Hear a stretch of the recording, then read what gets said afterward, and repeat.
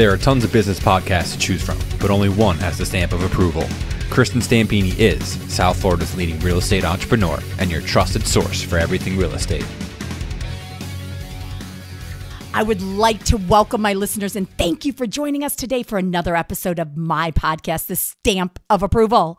I'm Kristin Stampini, co-founder of the Stampini team with RE/MAX Services in Boca Raton, Florida. I'm also a certified real estate coach with Craig Proctor Systems and the owner of Global Virtual Real Estate Assistants. I'm a real estate investor and a national trainer and public speaker. So the Stamp of Approval podcast was launched to share and educate to other realtors, consumers, and other business owners across North America by sharing value and content to my listeners in each and every episode, as well as share my experiences, my triumphs and failures, strengths throughout my entire life, with the hope of my audience being able to expand their knowledge on everything real estate, business, sales, and mindset oriented. So today I have Hillary Zellman, who I've known for many, many, many years, who I've worked with personally, because you know how I like to bring people on that I can recommend that I personally used. And she is a commercial litigation and real estate attorney admitted with the FAR Bar.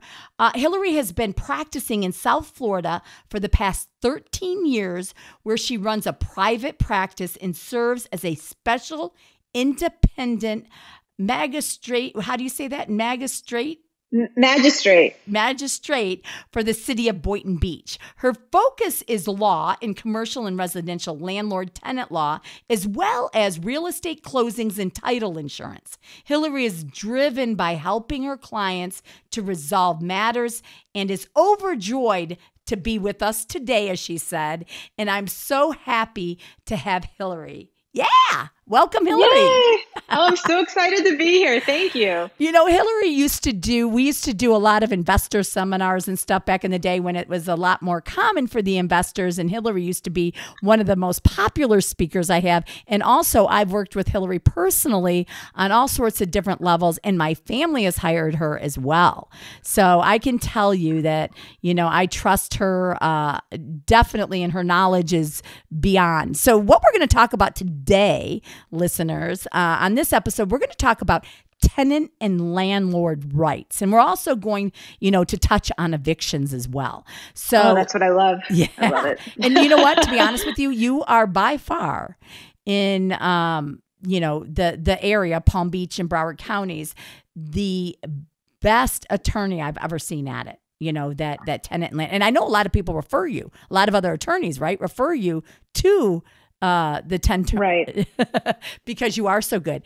So jumping right into it, tell us about, so you've worked on both sides, right? So tell us about your history with tenant and landlord rights.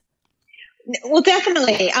You know, I represent both landlords and tenants in both the commercial property sphere for people that own commercial property, or tenants that are commercial tenants, or for residential tenants, a landlord who owns property, or a tenant who's renting property. Everybody has disputes.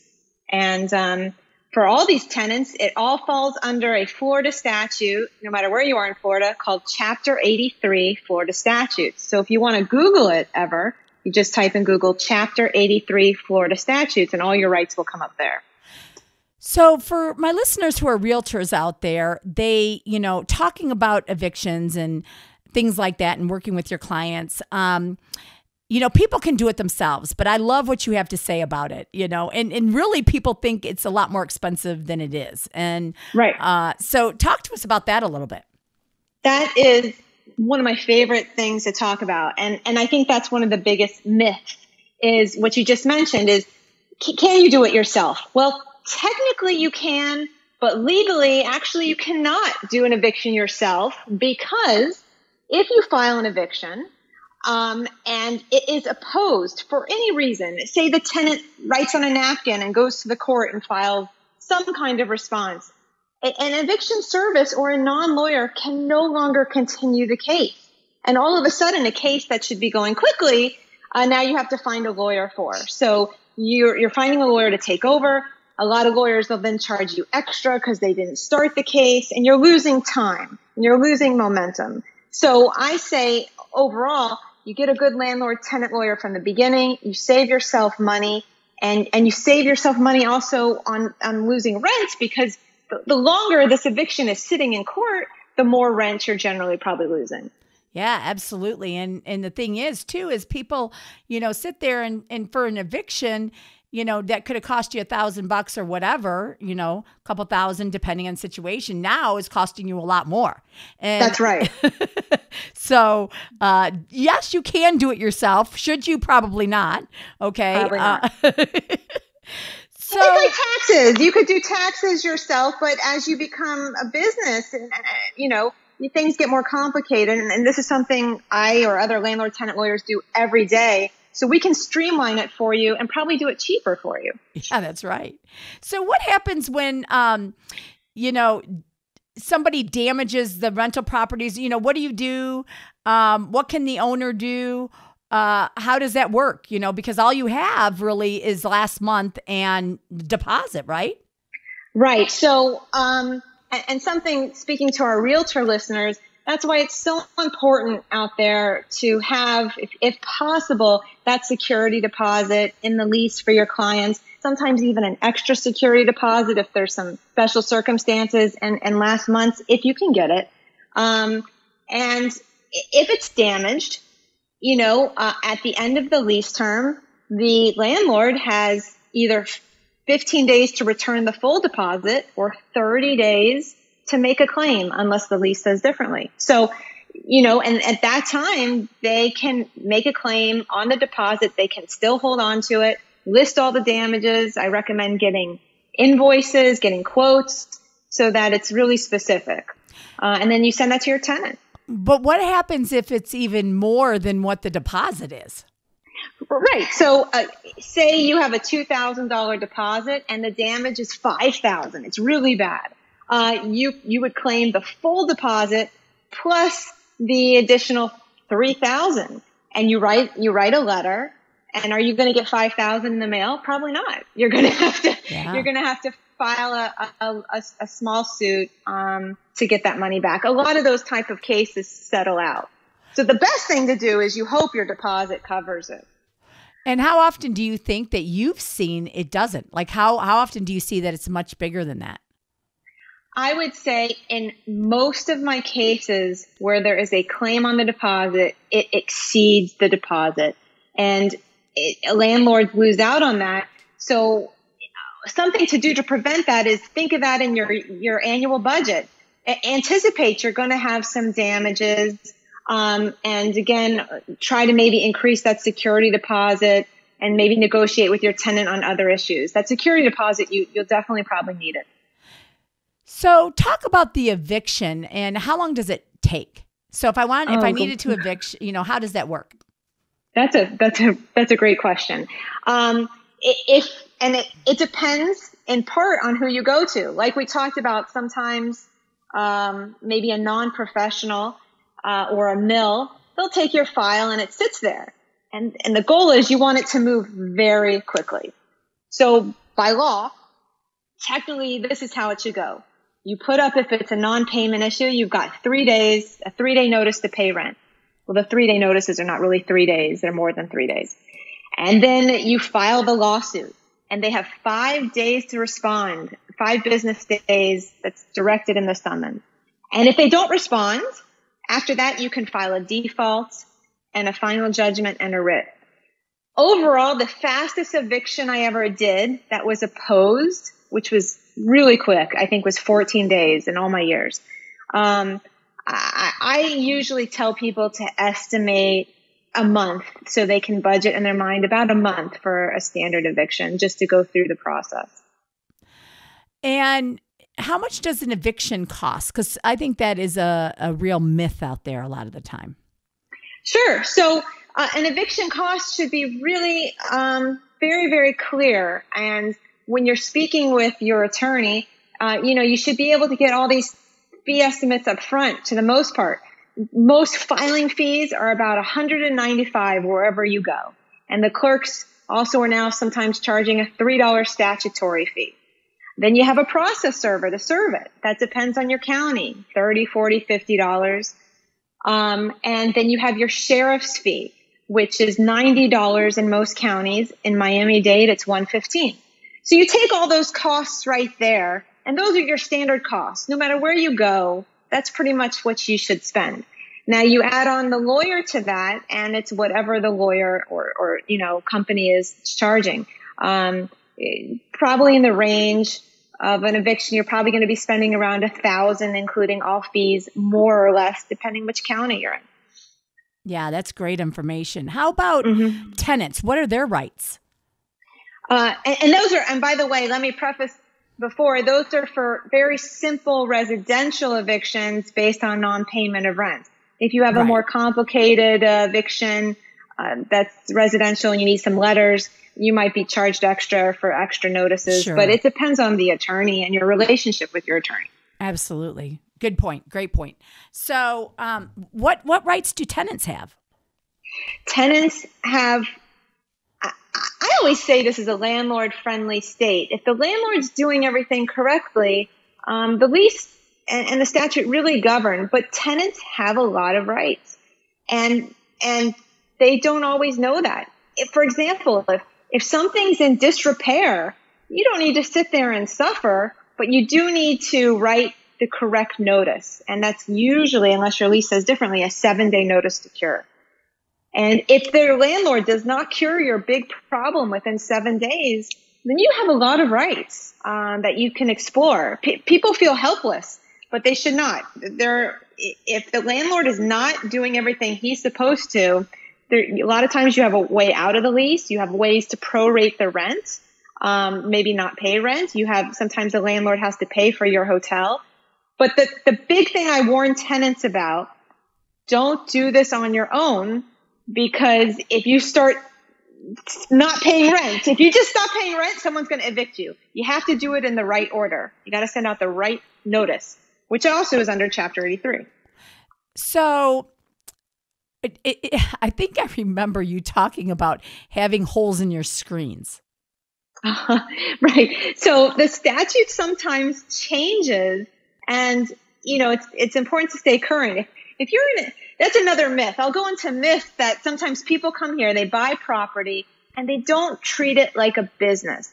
When you become a landlord, you have to realize there's things you need to be aware of. You might need to hold the security deposit in a certain type of account.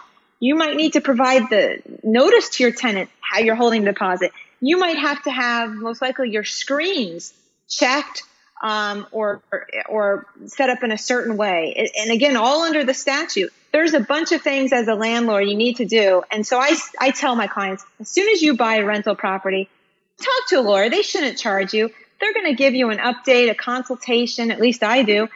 Please take care of these 10 things, 12 things, and to protect yourself. And then if you have an issue, hopefully it'll prevent an issue. So what are the top 3 things that you can tell me? If you own, as a precaution, I always say, I like to tell my clients to put the security deposit in a separate account.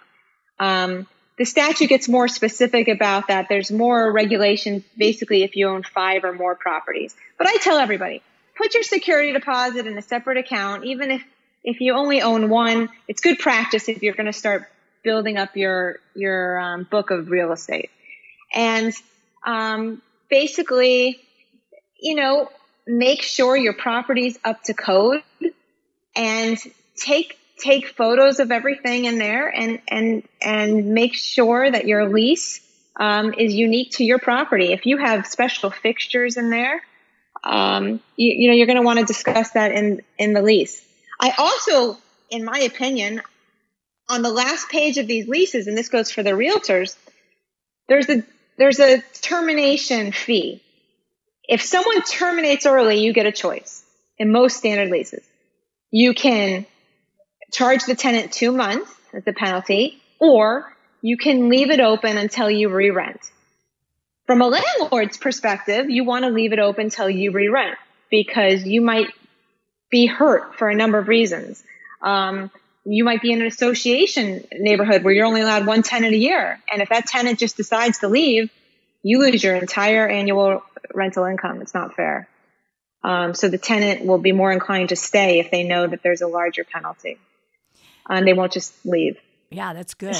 So as far as the tenant, what about things like, number one, like, and I'm gonna bring up a couple things while I've got them on the top of my head, is number one, like mold or any type of like termites or things like that. And how about like the condition of the home? So I say, hey, listen, my something's, what type of things do the landlords have to fix in quickly?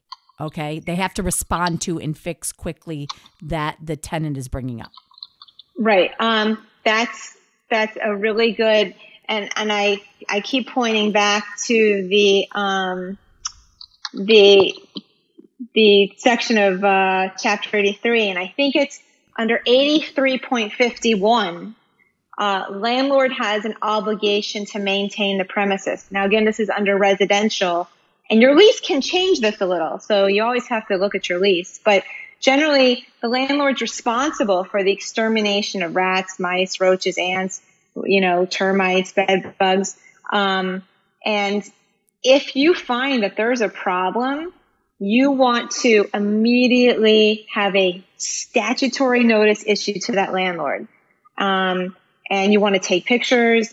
If the landlord will not send someone, I recommend you as a tenant hire someone to get a report, because you might have real damages. Your clothes, your other items, you might be missing work. So I recommend hiring an attorney right away. Hire them for an hour or whatever it is to send that letter to get this documented, what's going on, that the landlord will not fix this. But don't not stop paying your rent, like you said earlier, right? Don't stop paying rent. Ever, unless you get advice by an attorney that says, okay, now you can do it. Because then the landlord will say, oh, they're bothering me about extermination, I'm just going to evict them because they stopped paying rent. That's crazy, because the tenant here is the one suffering. They've got either mold or they've got rats, and they're being evicted. How could that be? That's because the tenant may not have done followed the order of things to protect them. So it's important. And if you can't afford an attorney, that's not a problem. Every county provides legal services, legal aid, who will write these letters for you. Yeah, good point. And so, what are the things that the homeowner has to take care of for a tenant?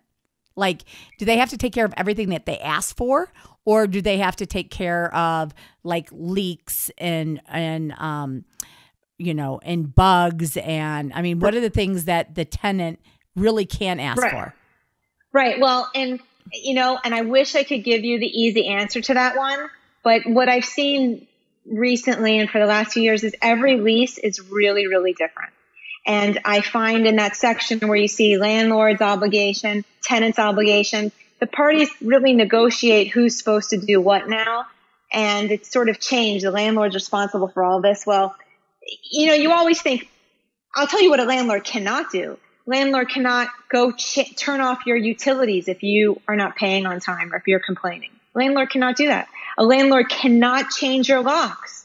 That's called self-help. That's against the law. And you can call the police if the landlord changes your locks, even if you're not paying rent, because that's not the right process.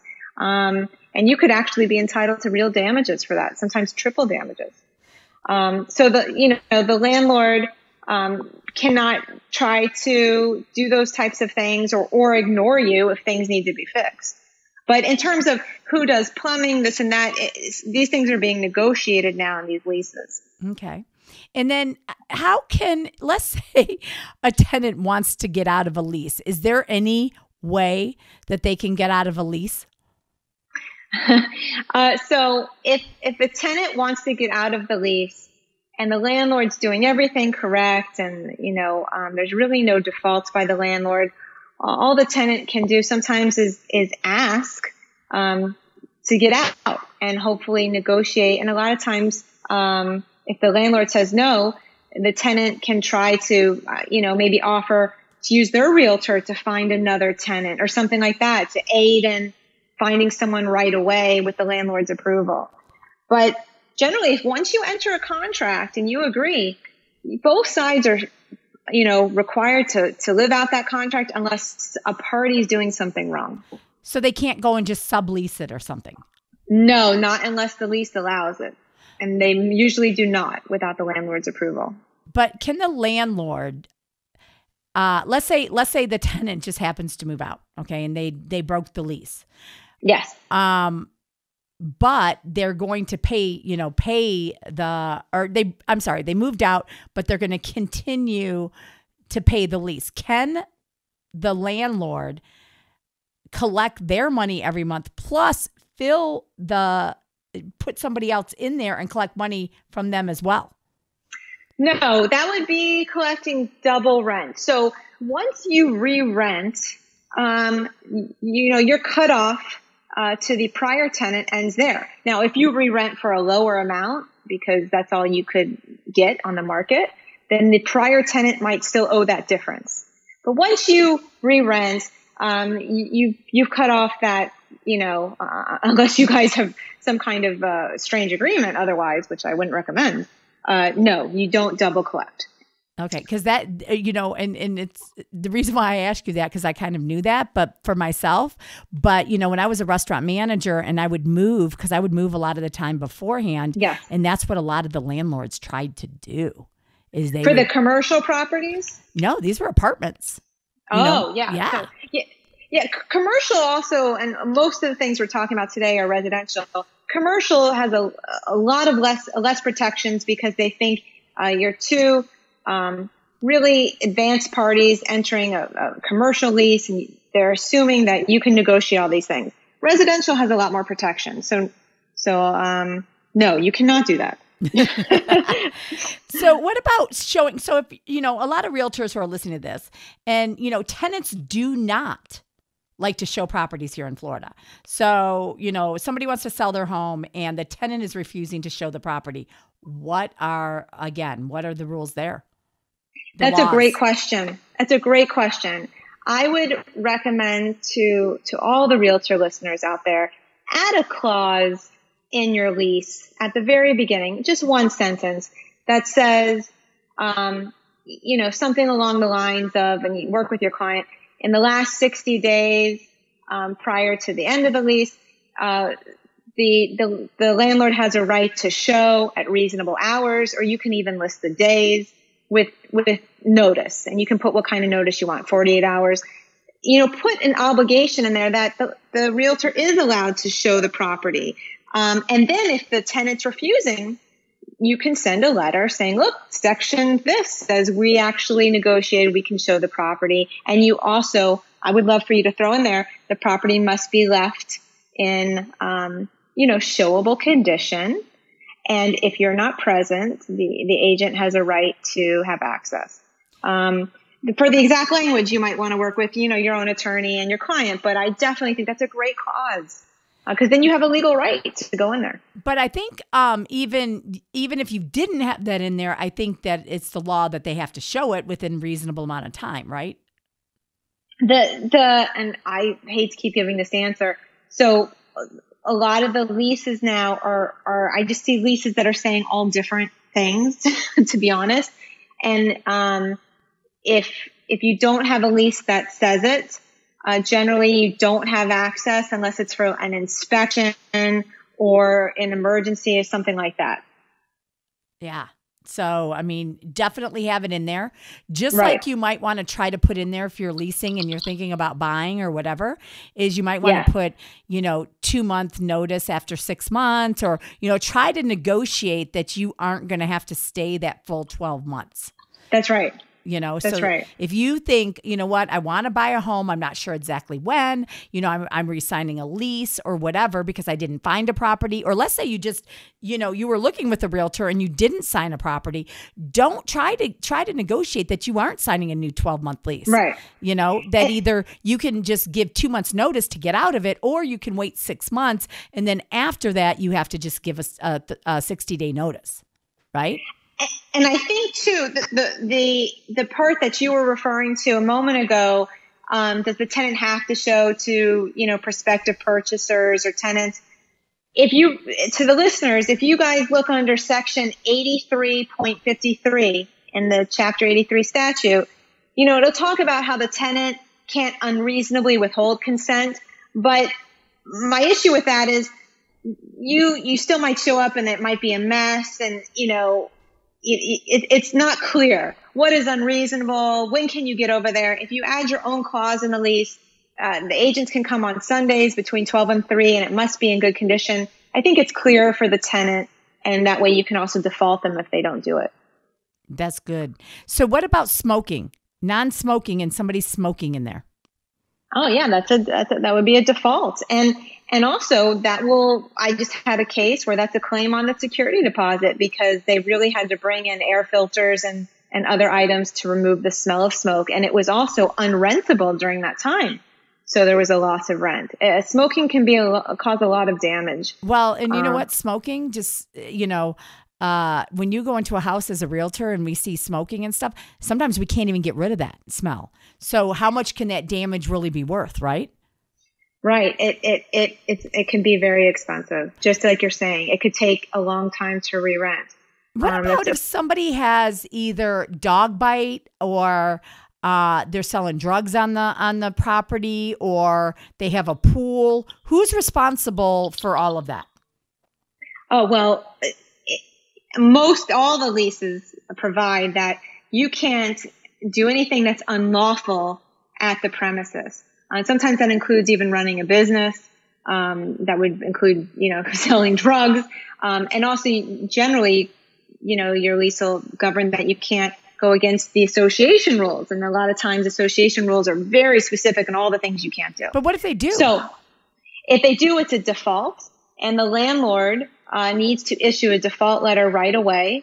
And there's two types. There's a type of default that you say it's so egregious, we can terminate the lease right now. And there's other types of defaults where you give your tenant 7 days to cure. But if they do it again, generally you can terminate the lease. So, for example, if you have extra cars in the guest spots, that usually falls under the warning. You can give your tenant a default notice. Again, I recommend having a lawyer do it, but you give them the default notice by certified mail, and they have a chance to cure it. But if you do something, egregious, they're causing, on purpose, they're causing damage. They're sledgehammering your home and causing destruction. Well, I think at that point you can terminate the lease. What happens, though, if the city or the HOA starts charging for something that the tenant is doing? Who's responsible for paying that? That's great. So the owner, the landlord, is responsible generally every single time. However, the lease the landlord has with the tenant will probably say, if the owner has to pay, I can then carry that charge over to the tenant. But first, the owner is still going to be obligated to take care of it.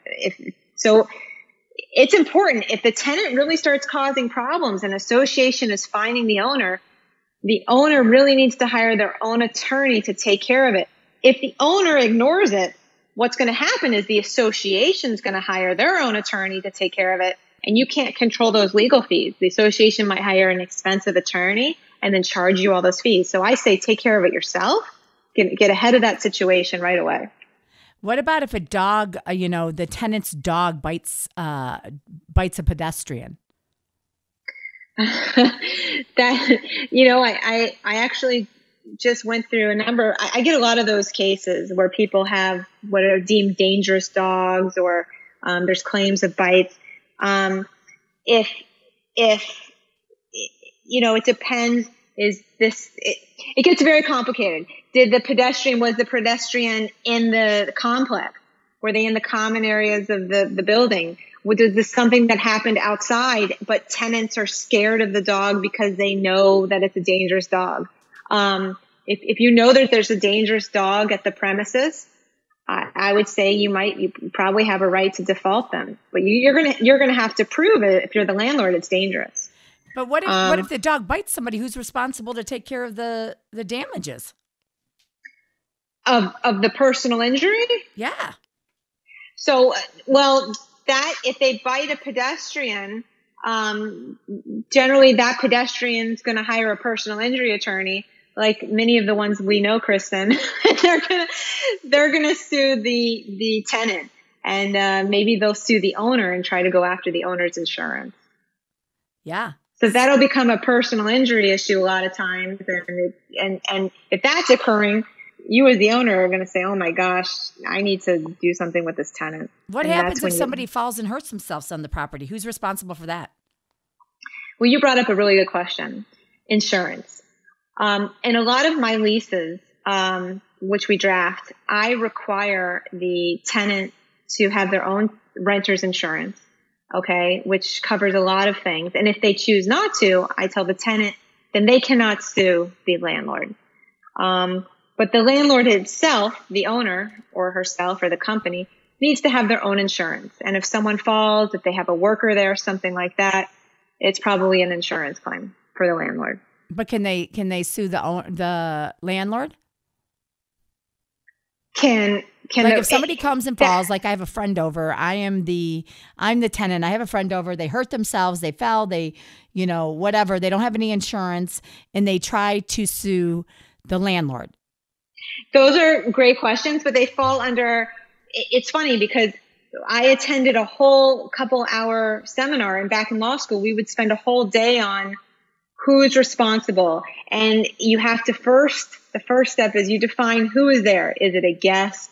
Is it an invitee? Is it a worker? Is it, and then you decide who invited them. Is it by the tenant? Is it by the owner? And it gets very complex. So again, there's no clear-cut answer on that, but someone will probably be paying. Right. So number one is have your tenant make sure that they're getting insurance, right? That's right. Property insurance. What is it called? You'll have renter's insurance. Yeah. Will cover a number of things. If items get stolen, and it's a limited insurance. And you as owner should have a much larger policy in case people get hurt. The exact things that you're referring to. If people fall, if there's theft, you want to have a nice policy to protect you. Yeah, that's good. And how about mold? With mold and things like that in your home? I get cases on that almost every week. It's a huge issue in Florida. And my advice is twofold. I'm always big about preventing these things. So as a preventive measure, if you're an owner of the property, you want to make sure your tenant is using the air conditioning. It's a requirement in Florida. And also you want to make sure they're changing air filters. And you put a requirement in there. If you're really worried about it, you as an owner, send a property manager or go over there yourself every month and change that air filter yourself. You can put it as a requirement to your tenant, but it's so important because at the end of the day, mold remediation is expensive. And a word of advice to owners as well, if you do have to remediate, use a licensed remediator. Don't send your handyman over there to cover it up. You could get in real trouble because, personal injury attorneys and other professionals will target you for causing real damage. And mold can be very expensive. It can get on clothes. It can get on furniture. It can cause health issues as well. So we get mold calls all the time. Yeah, I bet you do. It's important that you take care of it the right way. So, all the information that Hillary has given us today on tenant and landlord law, evictions, everything that she's talked about. What two things that you can tell our listeners today that they can take away from what we talked about on this episode? And then after that, I'd love for you to give them your information, how they can reach out and talk to you and, either, want to reach out and ask you questions or utilize you as an attorney for them.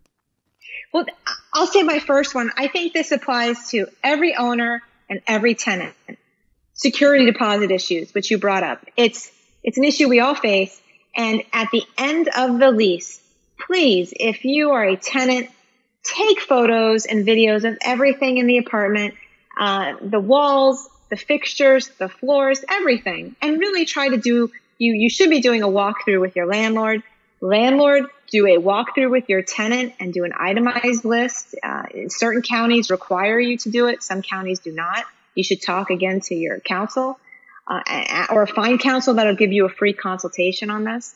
But at the end of the day, there are scams out there by some bad landlords. My landlords are nice people, but there are some bad landlords that'll say, once you leave, you damaged the mattress. Maybe they'll pour Coca-Cola all over the mattress. How are you going to prove that that mattress was clean? Did you take a picture of it? Probably not. And they're going to say, you owe me $1,000 for a mattress. That's a terrible scam. Or they're going to say these bath fixtures were completely missing. And who's going to have pictures of it? What if you don't? The landlord could take pictures of the missing fixtures. So once you leave, you don't have a way to protect yourself, defend yourself, that you didn't really break these things, that you left it in good condition. Yeah, but that's take great. Pictures of it. And then landlord moving out, you said 15 and 30 days. Just cover that real quick. What does that mean? So if the lease ends, normally on a termination date, please, landlords, check with your statute. You're supposed to return that security deposit in full within 15 days.